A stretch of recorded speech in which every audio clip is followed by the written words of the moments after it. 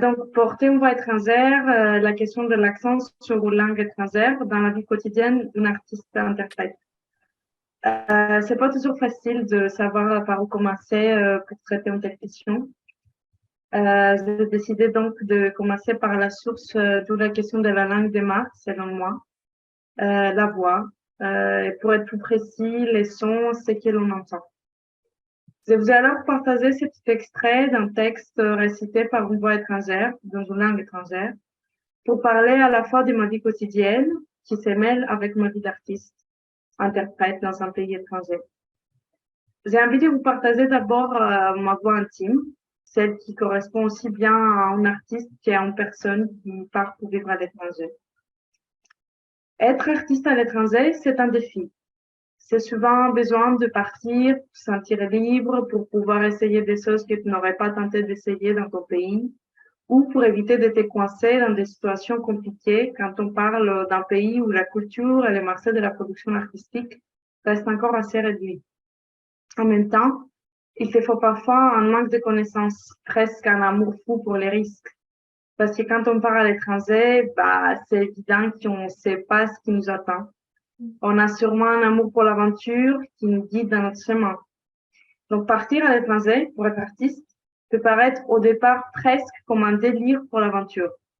Puis après, ça dépend tout à fait d'où on vient, dans quelles conditions on part, quelle est notre terre d'atterrissage, si vous voulez. Mon premier départ pour vivre et pas seulement pour voyager à l'étranger, c'est en 2017. Je pars super heureuse à Paris pour faire les fameux programmes Erasmus. Je suis contente d'avoir ma bourse et une belle chambre dans le 5e arrondissement, donc dans le cœur du quartier latin. J'arrive donc à l'aéroport Charles de Gaulle où je cherche à récupérer mes deux grosses valises. Puisqu'on est en 2017, les données d'Internet en Union européenne ne sont pas encore libres d'accès. J'ai donc pas Internet et je garde sur moi une feuille de papier avec les indications pour chercher mon premier logement. C'est ma deuxième fois en territoire français après un court séjour à Strasbourg pour 4 jours. C'est presque un rêve pour moi de pouvoir parler cette langue que je suis en train d'apprendre depuis 12 ans. Je suis presque amoureuse de la langue française. La raison principale, la beauté de la sonorité qui sort de cette langue, celle qui m'a fait tellement adorer Edith Piaf, ma première et éternelle institutrice de la langue française. Donc, j'arrive super stressée vers la retraite de bagages où je dois récolter mes affaires. Je rencontre une grecque par hasard dans l'ascenseur de l'aéroport. C'est marrant, elle me salue, elle me dit que tout va bien se passer. Je suis les indications pour arriver sur les quais du RER B. Je demande un billet au guichet. La personne qui me répond capte tout de suite que je suis étrangère. Donc, elle me répond en anglais. Cela me vexe. D'un côté, je pense que c'est trop bien. En Grèce, on dit tout le temps de façon toute bête que les Français sont chauvinistes et qu'ils ne savent pas parler d'autres langues. En même temps, cette réaction me dérange parce que voilà, je suis en France et je parle français. Donc, pourquoi elle me répond en anglais? Bref, je continue mon chemin pour aller chercher l'appartement où je vais habiter. Ce sont 2 filles françaises qui vont m'accueillir. Je les ai jamais vues dans ma vie. Elles sont amies d'une amie d'un ami à moi. Bon, bref, c'est une colocation temporaire pour 15 jours. J'avance donc avec mon billet, bien contente de tout découvrir pour la première fois autour de moi. Je descends au quai du jardin de Luxembourg. Il y a un air assez lourd qui sort du métro. J'ai une grosse valise et un gros sac à dos sur moi. Ça fait beaucoup de pas pour une fille de 20 ans, on est d'accord. Je me trompe à la sortie, mince, pas d'escalier électrique. Il y a une personne d'origine asiatique qui s'arrête et qui m'aide un petit peu avec ma valise. Je souris à ce deuxième signe d'accueil. C'est peut-être un amour ou une solidarité entre les étrangers. J'arrive avec beaucoup d'efforts dans l'appartement. C'est situé au 20e arrondissement, vers le plateau de Vente.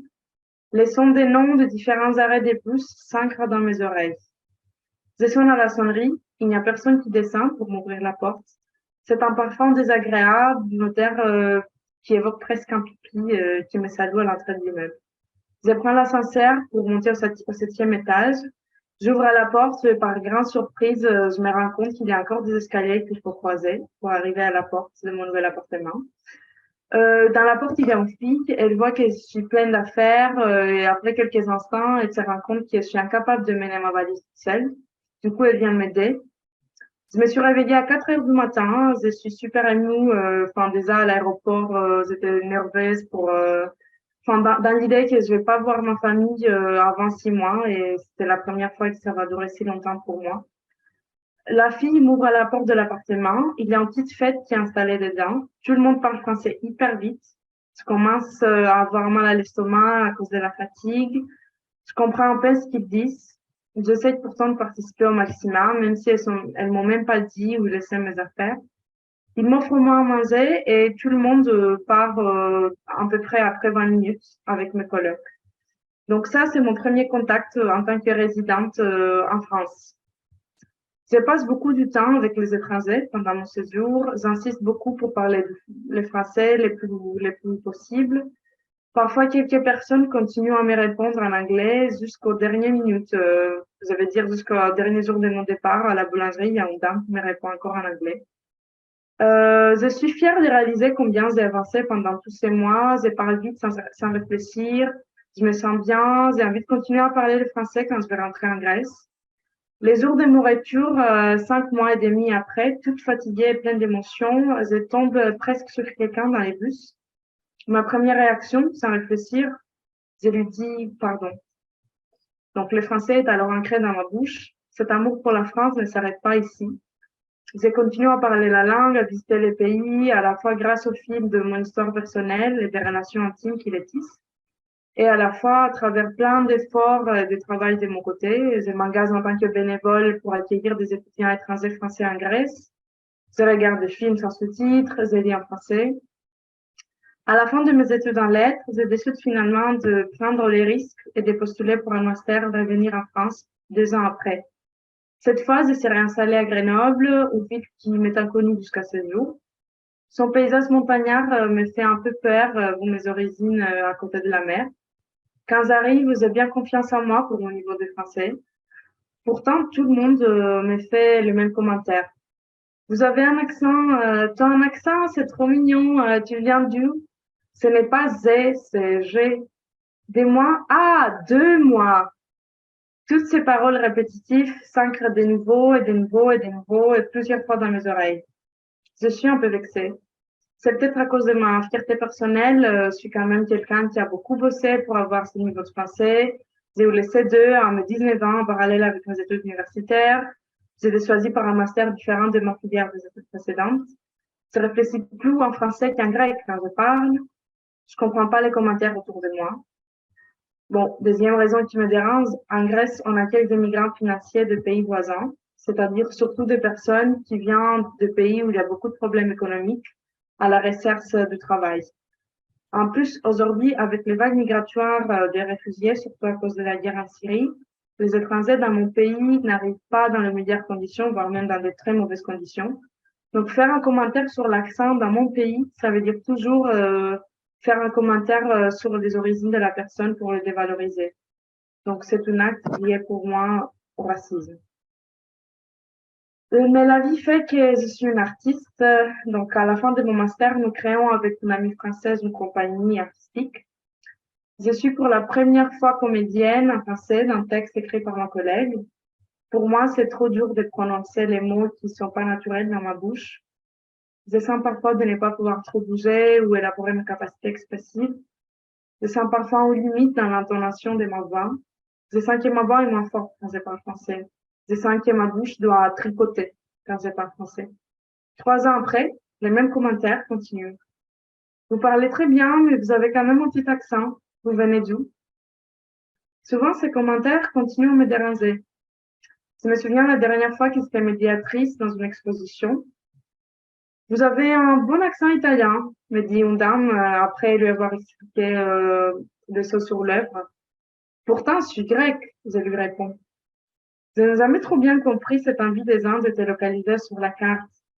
Ça m'embête tellement le fait qu'ils confondent tout ensemble, mon tempérament méditerranéen, le fait d'avoir plus souvent des Italiens ou des Espagnols ici que des Grecs, mon accent hispanophone. Je me sens dans un embarras où je sais plus comment répondre quand je vois mes élèves de 5 ans corriger mon accent pendant un atelier que je donne. Je sais plus si ces commentaires sont juste une habitude culturelle, un intérêt ou une façon pour commencer à parler avec quelqu'un.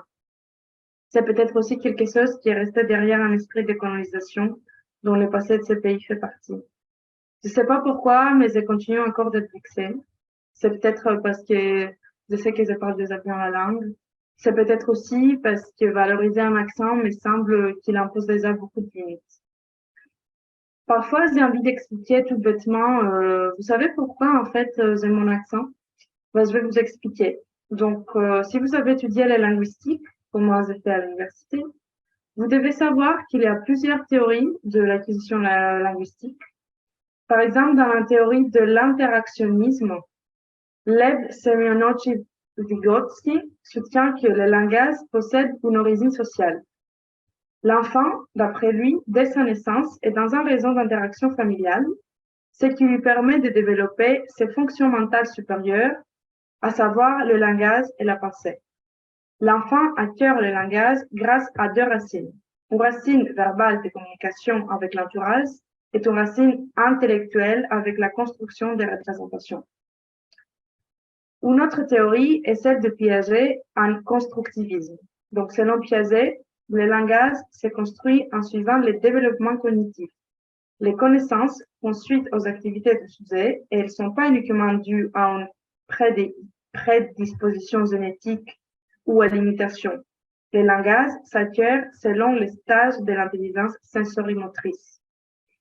Puis après, il y a une autre personne qui s'occupe de linguistique, donc c'est Chomsky. Et lui, il s'oppose à cette théorie en parlant de l'innéisme. Ce qu'il dit, c'est que selon lui, l'enfant dispose des conditions préalables dans l'apprentissage. Donc, le dispositif que l'enfant possède à sa naissance est appelé Language Acquisition Device, LAD. Et ce LAD est constitué des règles linguistiques de la langue dont l'enfant est entouré. Donc, j'aimerais faire cet écho rapide à cette théorie fondamentale pour relever un point, le fait que la reproduction de la langue est immédiatement influencée par la captation des sons qui nous entourent. Josie Bernicot souligne dans son article autour de l'acquisition du langage que l'activité vocale évolue considérablement au cours de la première année depuis l'écrit et le pleur du nouveau-né jusqu'au début du contrôle articulatoire, donc entre 5 et 6 mois de sa vie. Elle continue ensuite en s'appuyant sur la théorie des boissons Bardy, qui est jusqu'à 6 mois, l'enfant émet une gamme très entendue de phénomènes, unités de son, qui dépasse largement celle de sa langue maternelle. À partir de cet âge, ses productions sonores commencent à se rapprocher des phénomènes de sa langue maternelle. Nous pouvons donc conclure dans mon court discours autour de l'accent que celui-ci est naturellement dû au fait que nous ne pouvons plus reproduire des sons d'une langue étrangère avec la même précision que notre langue maternelle, sauf si on est exposé à ceci à partir des premiers mois de notre vie. Et encore dans ces cas, cela dépend tout à fait de notre entourage et de la manière dont cette langue et en conséquence sa sonorité est énoncée, d'où d'ailleurs la possibilité de certaines personnes d'être bilingues, trilingues ou autres. Pour les rendre encore plus clairs, le cerveau s'habitue à la répétition de certains sons en s'entraînant à la reproduction par la répétition. Et comme ça, il réussit petit à petit à créer une sorte de mémoire interne d'une langue, non seulement par mémoire, mais aussi grâce à l'organe de sa bouche. La bouche fonctionne dans ce cas comme un muscle. Elle s'entraîne selon la répétition de l'exercice régulier qu'elle est en train de faire. Pour ma bouche, ce travail a commencé par les Grecs. Pour ceux qui ne le savent pas, le grec est une langue très ancienne, ce qui fait qu'elle a passé par plusieurs phases de vie. Donc, par exemple, grec ancien, médiéval, moderne, langue touriste, langue courante, la langue d'aujourd'hui, la langue d'alphabet grec qui écrit un caractère d'alphabet latin, qui est ce qu'on appelle en Grèce l'Inglis. Donc, quand on parle en grec, on ouvre beaucoup la bouche. On n'a pas de son nasal comme en français. On a 5 voyelles. On n'a pas les U, on a les OU. On n'a pas les U ou G, on a Z. Donc, mon petit accent, c'est possiblement un acte de résistance de ma bouche de maintenir son identité face à l'uniformisation et ne pas effacer les sons étrangers. C'est encore intéressant à noter que chaque langue nous offre des possibilités d'expression différentes selon sa syntaxe ou sa sonorité. C'est possible que cela est naturellement dû à la culture dont cette langue est issue. Moi, je ne sens donc pas la même personne quand je parle italien ou l'anglais. Au début, quand j'ai commencé mon master en France, j'ai senti que ma tête tournait à la fin de la journée, comme si je voulais arrêter de réfléchir à chaque fois avant de parler. Après, on s'habitue et c'est plus facile de changer d'une langue à l'autre.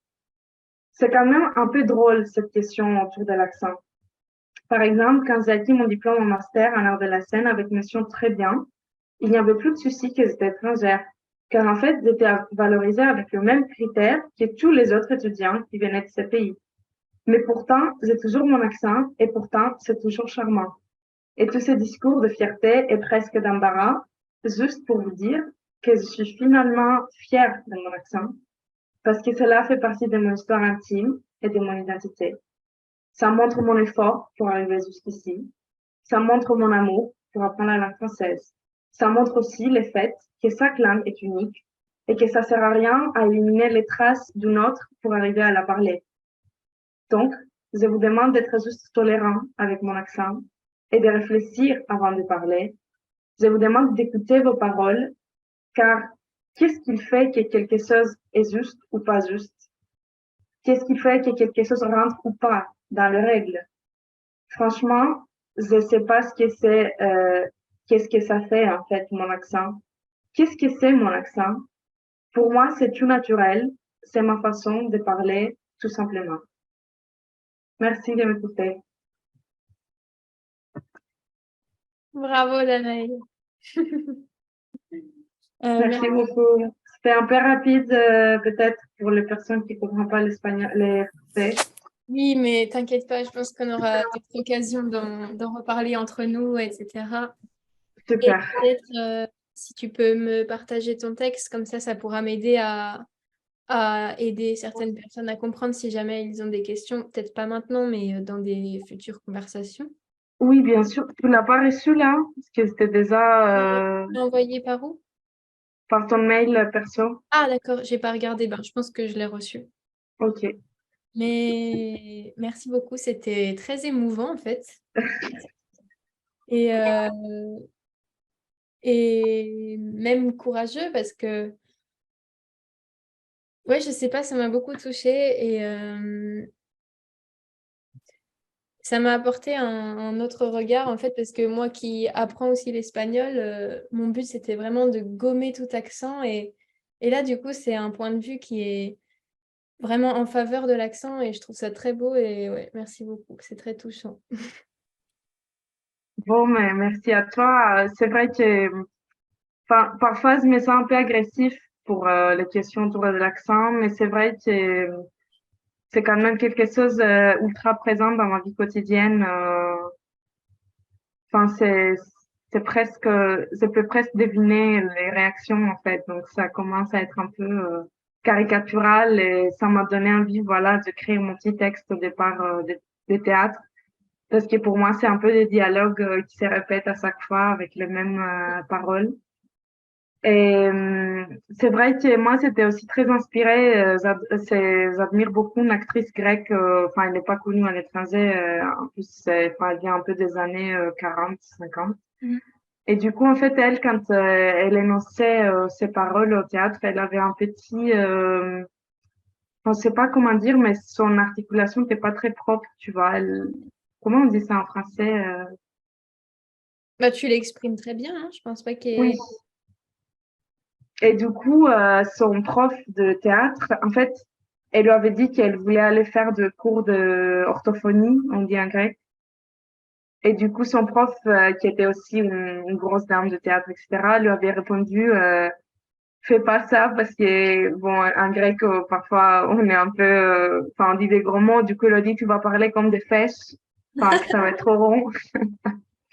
Et que du coup, en fait, elle m'a dit qu'avec ça, tu seras quelqu'un de différent. Et voilà, et ça lui a pas cassé sa carrière d'artiste. Donc, c'est quand même intéressant de voir que finalement, c'est beau, quoi.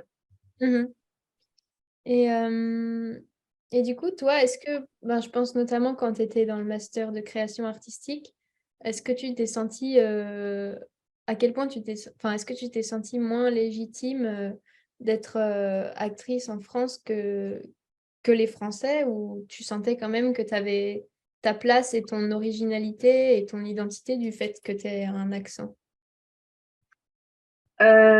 C'est vrai que quand on crée, normalement, il n'y a pas de limite. Donc, dans mon équipe, par exemple, quand on a créé le texte et tout, ils n'avaient pas de blocage par rapport à ça. Mm.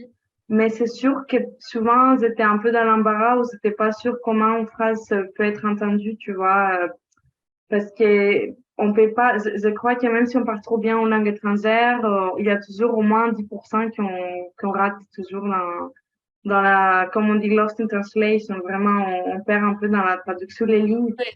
Donc, pour moi, la difficulté, c'était un peu, enfin, vous que je dois quand même reformuler un peu ma bouche, que c'est l'instrument principal pour énoncer la parole. C'est pas évident de pouvoir faire ça et en même temps exprimer un sentiment ou parler d'une certaine vitesse ou d'un certain volume. Donc, c'est si tu veux, en quelque sorte, je pense à te prive de certaines capacités, de certaines compétences que tu peux avoir en tant que comédienne dans ta langue maternelle. Mm. Et est-ce que aujourd'hui, tu sens encore que c'est un frein ou moins qu'avant quand même? Euh, bon, dans ma vie quotidienne, j'accepte. Enfin, je suis toujours un peu vexée, mais j'accepte le fait que les gens continuent à faire les commentaires. Dans ma vie d'artiste, c'est vrai que je préfère suivre des démarches artistiques qui mêlent plusieurs langues ou Ouais. d'où la parole n'est pas primordiale, au moins que ce soit pas moi la personne principale qui Ouais, du coup, va lancer la parole. ouais, ça fait partie intégrante de ton identité artistique. Du coup, tu le prends vraiment en compte dans tes démarches, etc., quoi. Mm. Oui, et puis après, j'ai fait des études aussi en lettres, donc vraiment j'ai étudié le linguistique, donc je m'y attendais jamais qu'il y aura un lien finalement avec ma vie après. Mais Ouais. c'est vraiment quelque chose qui est même expliqué d'une façon scientifique. Donc, je pense que ça m'intéresse beaucoup, cette idée que finalement, en fait, même si peut-être qu'on peut améliorer l'accent, etc., je pense qu'il y a certaines choses qui peuvent jamais, enfin, être parfaites parce que c'est vraiment quelque chose qui est lié à la construction, en fait, de ta compétence phonétique. Bah oui. Et par exemple, moi, quand je parle italien ou quand j'essaye de dire quelque chose en espagnol, parfois les gens ne comprennent pas tout de suite que je suis pas italienne ou espagnole parce que le système phonétique est plus proche de ma langue maternelle et cela me permet d'être plus crédible Ouais, et aussi. moins galérer. Ouais. Non, en tout cas, c'était aussi intéressant que touchant. Et même le texte du début a beaucoup enrichi, je pense, ton propos aussi. Et ouais, merci beaucoup pour tout ça. Merci à vous. Mm. Je sais pas si vous avez d'autres questions. José Luis, no sé si entiendes. Bueno, he estado hablando con Lara, que me ha ido traduciendo un poco algunas ideas. Ah, bien. Sí, Gracias, Lara. sí, sí, sí. Y la verdad que me ha resultado muy interesante. Y hablaré con detenimiento con Adeli para que me traduzca todo y pueda terminar de comprenderlo. Pero realmente me ha parecido el audio del principio muy bonito, muy especial y muy interesante su uso. Y tengo mucha curiosidad por ver la forma en la que se ha abordado todo el tema bueno, en relación a Vygotsky, el lenguaje, etcétera. Mm. Entonces, bueno, felicidades por la ponencia y por lo bonito que ha quedado. Y bueno, tengo muchas preguntas, pero no sé materializar ninguna ahora mismo. Entonces, hablaré con Adelia al respecto. O sea que muchas gracias. Ouais, et ça m'étonne pas qu'il ait retenu la partie scientifique. Enfin, moi aussi, ça a retenu l'attention. Et je pense que c'est bien, ouais, si si tu me partages ton texte, comme ça, je pourrais approfondir un peu et du coup, oui, en parler plus avec José Luis. Oui, Et tout à fait. Après aussi, pour les sources, bah, je peux vous envoyer les références aussi. bah oui, ce serait, je pense, très... Après, c'est énorme, hein, la théorie d'acquisition linguistique. Moi, j'ai juste fait quelques lignes parce que, en fait, j'ai trouvé intéressant le fait que même s'il y a plusieurs théories sur si c'est quelque chose de, enfin, d'inertie ou quelque chose qui est plutôt acquis ensuite, Bah, je pense qu'à peu près toutes les théories s'appuient sur le fait que c'est quand même lié aux premières années de la vie. Enfin, Mm. c'est un peu élaboré aux premières années de notre vie.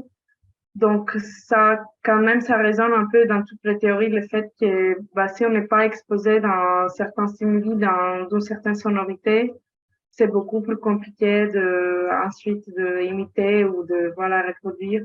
Mm. Et en fait, c'est intéressant parce que, enfin, mon frère, par exemple, il est musicien et je m'en souviens, on avait discuté, il m'avait dit que quand on est né, ben, en gros, on respire pas par les nez, mais plutôt par les diaphragmes. Mhm. Mais en fait, pareil, vu que les gens autour de nous, en fait, ils parlent vite et pour parler, tout ça, il faut prendre de l'air, etc. Bah, on perd petit à petit cette capacité de respirer par les diaphragmes et on commence à respirer par les nez. Et après, quand tu commences à être comédien, ils te disent qu'il faut plus, Ouais. pas qu'il faut respirer par les diaphragmes. Donc, c'est quand même intéressant de voir que comment tout ça, finalement, c'est lié un petit peu à, peut-être plus aussi à la biologie même, tu vois, et pas seulement sur la question s'ils étudient beaucoup une langue étrangère ou je Mm. sais pas. Ouais, et à quel point il y a des pistes à creuser entre la linguistique et l'art théâtral, quoi. Enfin, mm. Oui. Puis après, moi, ça m'intéresse aussi le point de vue de l'autre côté. Ça veut dire que moi, peut-être, je le prends un peu comme ça, un peu mal, le commentaire sur l'accent. Enfin, bien sûr, ça dépend aussi comment l'autre te dit ça, dans quel contexte. C'est pas à chaque fois gênant de même point. Mhm. Mais je sais pas, toi, par exemple, si tu veux dire un mot sur ça, peut-être c'est moi, j'ai constaté qu'ici, même entre vous, même les Français entre eux, ils font des commentaires, en fait. C'est Sur, pas que, sur l'accent des gens? oui, entre eux même, ils vont dire accent breton ou accent, c'est pas, Ah, toulousain. même entre Français? Oui, Ben oui, ben personnellement, c'est vrai que c'est quelque chose que j'observe beaucoup et surtout il y a, enfin moi je suis née dans le nord de la France, alors j'ai pas l'accent parce que j'ai déménagé très jeune, mais toute ma famille du côté de mon père a un très fort accent du nord et c'est vrai que c'est aussi du coup oui quelque chose que pas que j'ai subi, mais c'est vrai que plusieurs personnes qui entendent parfois mes grands-parents parler, enfin on a un gros pas un stéréotype, mais c'est vrai que l'accent du Nord, et on se moque facilement de cet accent parce qu'il est, je sais pas comment le décrire, un peu... Il fait rire, je sais pas pourquoi, mais il fait rire. Et du coup, c'est vrai que, ouais, même en France, il y a des stéréotypes et des réactions plus ou moins justes autour des accents. C'est vrai que ce serait pas mal d'étudier ça à l'échelle d'un seul pays aussi, les comportements qu'il peut y avoir entre personnes avec différents accents et comment ça peut impacter parce que c'est vrai que je connais aussi des comédiennes qui ont dû gommer par exemple leur accent du sud ou leur accent du nord pour pouvoir jouer dans certaines séries parce que sinon le fait d'avoir un accent du sud ça crée tout de suite un personnage qui est peut-être différent de celui qui est imaginé par le scénariste et ouais c'est un vrai sujet. Mm. Si jamais, ça me fait penser à un truc aussi. Enfin, pour le coup, on me fait pas de commentaires sur mon accent en France, mais en fait, la réaction émotionnelle, plus que tu décris, Danae, le fait d'être, enfin, de se retrouver face aux mêmes questions à chaque fois, plus, Ouais. enfin, je ressens un peu la même chose en France quand on me demande d'où je viens, ou en Allemagne, pareil. Donc, en Allemagne, pour le coup, j'ai la même chose que toi avec un accent. Donc, j'ai un accent d'Allemagne du Nord, alors que je vis dans le sud-ouest et que je n'ai jamais vécu ailleurs en Allemagne. Donc, quand ils m'entendent parler allemand, ils me demandent d'où je viens en s'attendant à ce que je donne une autre région allemande, alors qu'en fait, non, enfin, je ne sais pas d'où je viens. Je suis née en Allemagne du Nord, j'ai grandi en France, je suis revenue en Allemagne du Sud-Ouest, j'ai pas l'accent. Donc, c'est, je me retrouve un peu dans ce que tu décris. Je pense que c'est pas forcément la France, c'est plus une curiosité naturelle de savoir Mm. d'où viennent les gens, en fait. Enfin, ah, je remarque que tu viens pas d'ici, donc tu viens d'où? Ouais. Mais je comprends complètement. Enfin, j'ai bien ressenti, en fait, enfin, ça fait écho à quelque chose quand tu décris l'agacement, en fait, de te retrouver face aux mêmes remarques à répétition. Parce que, bah, effectivement, c'est au bout d'un moment, tu réponds toujours à la même chose et c'est toujours les mêmes commentaires. Donc, tu as un peu des réponses standards, quoi. Voilà, c'est juste pour dire ça. Oui, Oui, du coup, moi, c'est quelque chose que j'aurais pas pu, que j'ai pas encore expérimenté parce que j'ai pas vraiment vécu à l'étranger. Enfin, je suis allée à l'étranger plusieurs fois, mais pas sur des durées longues. Et c'est vrai que, du coup, pour le coup, c'est quelque chose que j'aimerais bien expérimenter, d'avoir le statut de l'étranger, tu vois. Parce que j'ai toujours été celle, du coup, qui vit en France et qui est entourée de plein d'étrangers et qui les accueille et qui est la Française qui accueille les étrangers. Et du coup, ça m'intéresserait aussi d'avoir cette autre expérience d'être, ben, de voir ce que ça fait, oui, d'être considérée un peu plus comme l'étrangère, quoi. mm.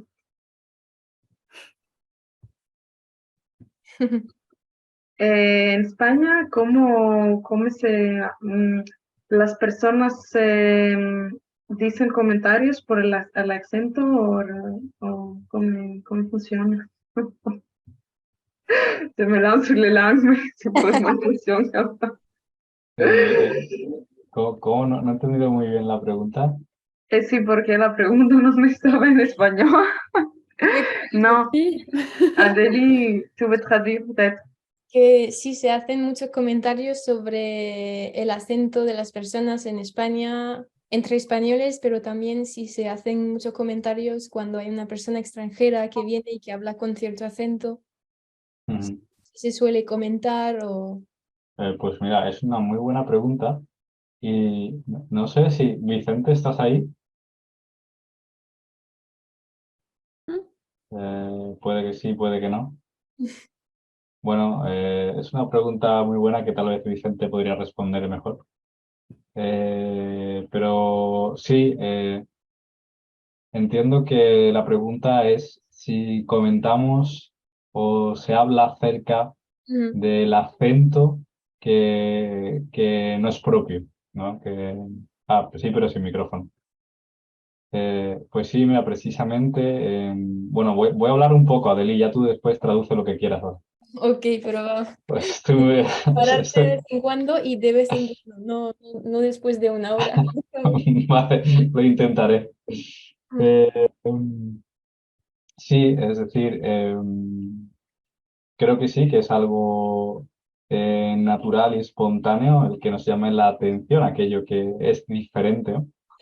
Pero es cierto que cuando observamos la forma en la que comentamos y apreciamos esos comentarios, pues ahí es cuando empieza a existir debate. Sí, mira, Vicente comenta por el grupo. En España la crítica es más al acento de la gente de las diferentes regiones de España, pero se acepta el acento de la gente extranjera. Exactamente es al punto al que quería llegar, que es interesante la forma en la que tratamos y en la que percibimos, ¿no? En una posición de jerarquía muchas veces incluso. Parece, en muchas ocasiones nosotros que somos de Andalucía, ¿no? Que hay, usamos el andaluz y en muchas ocasiones las personas que son eh, del norte o bueno, decimos de la meseta, ¿no? Mesetarians, eh, para ellos en muchas ocasiones critican el andaluz o lo ven como una forma errónea, incorrecta o desvirtuada de su forma de hablar y por tanto sí que hay no solo un comentario, sino una crítica a esa forma de expresión. Entonces, en España eso ocurre y ocurre de múltiples formas y de múltiples maneras. Ocurre con el andaluz, eh, puede ocurrir también respecto al vasco, al catalán, a las diferentes lenguas existentes en España. Y bueno, es un tema muy interesante porque refleja, creo, muy bien, en primer lugar, la conciencia de todo el tema en relación a la filología, la forma en la que hablamos, nos comunicamos y sobre todo porque creo que al final es un reflejo la forma en la que nos expresamos de la cultura y de los valores en lo que vivimos. Por eso es tan importante el mantenerlo. Muchas veces por un argumento pragmático, ¿no? De, oye, ¿por qué vas a seguir manteniendo ese acento? ¿Por qué vas a hablar de esta forma si eso lo hacen tres personas? Pero es de nuevo un sentido de producción, ¿no? Productivista, donde si no produces o no tienes un resultado que sea productivo para el sistema, parece que es inservible, cuando en nuestro discurso hay mucha riqueza proveniente de nuestra cultura, de nuestra forma de criarnos, de entendernos, etcétera. Entonces, bueno, es una muy buena pregunta y lo siento, Adeli, por haber hablado de nuevo mucho tiempo. Eh, Supongo que algo se habrá entendido, ¿no? O Sí, sea, pues voy a traducir las ideas principales y vale, gracias. quiero añadir una cosa después acerca del andaluz. Oui, que José Luis il dit que en Espagne, l'accent andalou, il est assez critiqué. On considère que les Andalous parlent mal et que, bon, il y a des commentaires aussi qui se font pour les Basques ou les gens d'autres régions, mais c'est vrai que l'andalou, voilà, c'est un peu l'accent qu'on pointe du doigt. Mais bon, voilà, il a dit d'une manière générale que l'accent, c'est quand même, ou la manière dont on communique entre nous, c'est quand même le reflet d'une culture, d'une identité, de valeurs aussi, et que c'est important de maintenir ça, quoi, parce que c'est vrai qu'en Espagne, on peut facilement créer, et même dans le monde, on peut facilement créer des hiérarchies entre des accents. Ben, là, en l'occurrence, en Espagne, l'andalou qui est pointé du doigt, c'est bien la preuve qu'il y a une hiérarchie des accents qui est établie, mais il est pour le maintien des accents parce que c'est un vrai signe de l'identité et des valeurs d'une personne et d'une culture. Et donc voilà. Et ce que je voulais traduire, bon, je vais d'abord le dire en français et après en espagnol pour José Luis. C'est que moi, en fait, c'est rigolo parce que quand j'ai commencé à apprendre l'espagnol, je connaissais rien de l'espagnol, à part peut-être 3 mots, quoi. Et en fait, j'ai vraiment appris à parler avec José Luis et avec d'autres andalous, même en écoutant des artistes, la plupart étaient andalous. Et en fait, comme je connaissais rien, que j'avais aucun repère, pour moi, l'accent andalou, c'était vraiment ce qu'il y avait de normal. Et donc, par exemple, bah, je sais qu'en andalou, on mange certaines lettres, genre les S sont moins prononcées ou les dernières lettres sont pas prononcées. Et moi, je pensais vraiment que c'était normal et que en espagnol, bah, on ne devait pas prononcer les S, qu'en fait, ils étaient écrits, mais que c'était pas prononcé, quoi. Et petit à petit, en ayant d'autres contacts espagnols et tout, je me suis rendu compte que en fait, non, c'était l'accent d'une région et pas la norme de la langue. Et du coup, je trouve ça assez rigolo pour quelqu'un qui, enfin, même si c'est pas ma langue maternelle, l'espagnol, de l'avoir appris avec un accent différent de celui qui est enseigné dans les écoles et tout ça, quoi. Enfin, c'était assez rigolo pour moi de vivre ce processus-là, quoi. Voilà ce que je voulais rajouter. Y bueno, para ti, José Luis, sí, que estaba comentando que antes de aprender español, pues no conocía nada y que realmente aprendí a hablar español contigo y con la mayoría de andaluces y que para mí entonces el acento andaluz era el único que conocía y entonces yo creía que era normal, ¿no? De comerte la S o no pronunciar las últimas letras de una palabra. Yo pensaba realmente que era lo normal y Sí. poco a poco pues me di cuenta de que no, que era un acento y me ha parecido muy interesante este proceso de darse cuenta de lo que pertenece a un acento y de lo que pertenece al idioma en sí. Y ya, es lo que quería añadir. Sí, bueno, tienes suerte porque has aprendido a hablar de la forma más bonita posible, que es con el andaluz. Pero tienes mala suerte porque te quieres sacar un título de C1 de español. Entonces ahí te recomiendo, bueno, que a lo mejor no te comas todas las S, ¿sabes? Mm. Balado. Oui, Je merci m'en beaucoup. Cathy. Oui, bien sûr, en français. Alors, merci beaucoup pour la présentation c'est vraiment intéressant. Je voudrais faire un petit commentaire, deux commentaires pour être précise. En général, je trouve que avoir un accent précis est un élément de notre identité, comme tu es une grecque, tu es une allemande, tu es une espagnole, etc., etc. Et quelque chose de la beauté et de la langue en général. Et aussi, un autre commentaire pour ton texte. Est-ce que tu as choisi le nom Kalogeropoulou? Tu as quelque chose dans ton main ou non? Oui, Oui, oui, parce que en fait, bon, déjà moi, mon nom de famille, c'est Papadopoulou, c'est le plus classique, le plus banal en grec. alors Donc, je trouve qu'elle a le même nom de Maria Callas. La nom vrai de Maria Callas, c'est Kalogeropoulou. je ne me souvenais pas de ça. Si, elle était aussi une artiste d'opéra et une artiste en même temps. Je voudrais faire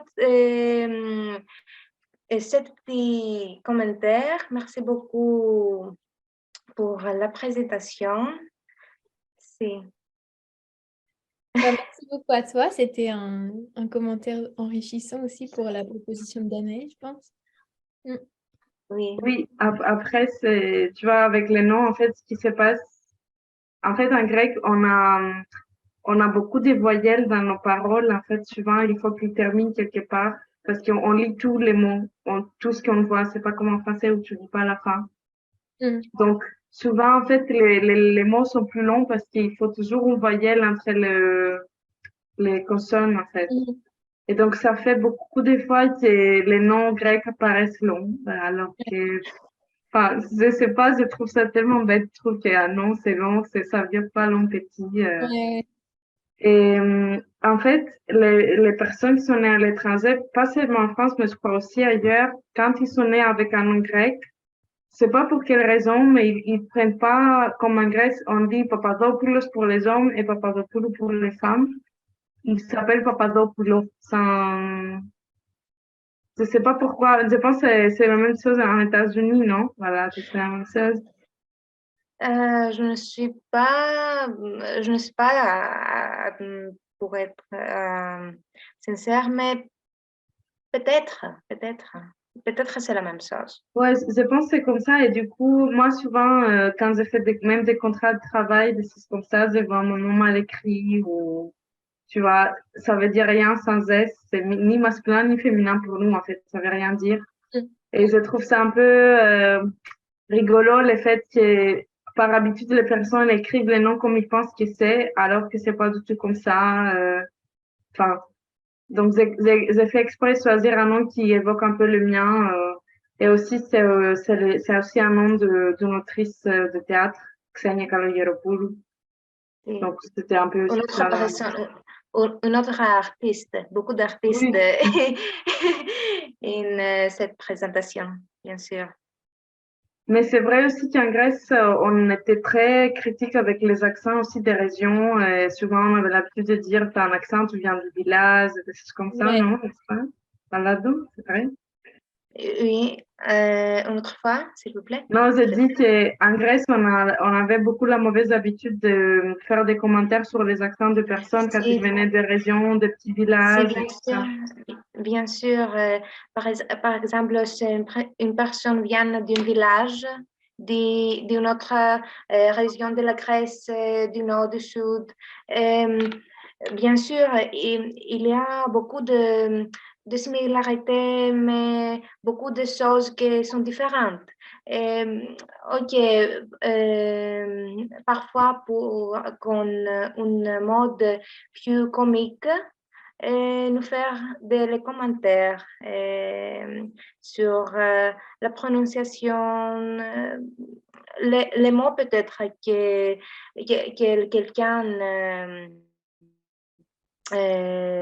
quelqu'un dit. Oui, bien sûr. Oui, et après, ce qui est un peu quand même intéressant, c'est le fait que, puisqu'en Grèce, on était quand même occupé des Ottomans, bah, la langue, elle était surtout parlée, et la langue parlée, la langue écrite n'était pas les mêmes, en fait. Il y avait une langue écrite qui était plus vers les Grecs anciens, qu'on appelle la langue touriste, et il y avait la langue courante du peuple, et du coup, il y avait un moment où les uns devaient un petit peu choisir quelle serait la langue officielle, donc les uns parlaient une autre langue et l'écrivaient dans une autre, c'est toujours les Grecs, mais un autre format. Et c'est là aussi que c'était très mauvais, cette idée de purisme de langue, en fait, où ils ont essayé d'imposer une certaine façon et éliminer les accents et tout ça, alors que finalement, ça apporte une richesse.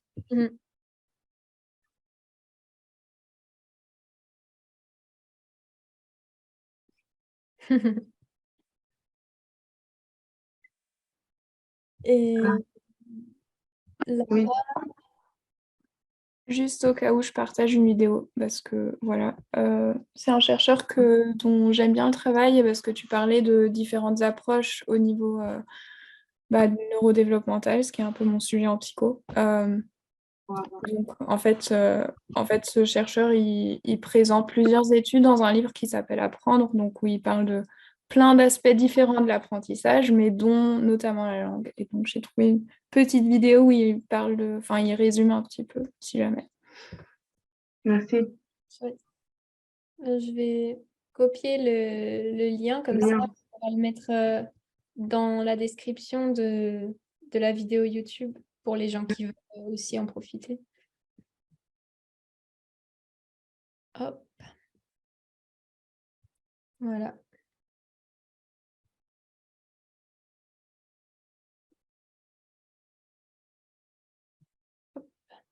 Eh ben, est-ce que quelqu'un a une autre remarque à faire, un autre commentaire?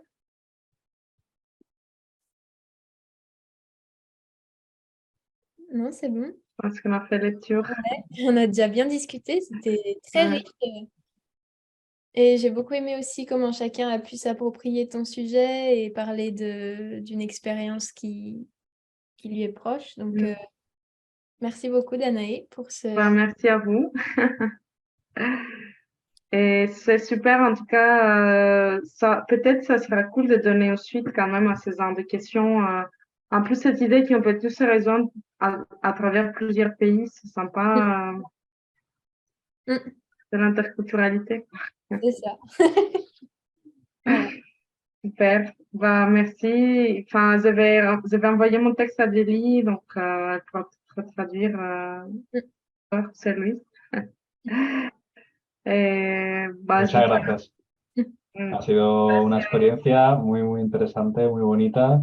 Y ha sido un día, hoy ha sido un día, no sé, Adelie, creo, si tú piensas igual, pero muy multicultural, ¿verdad? Sí, sí.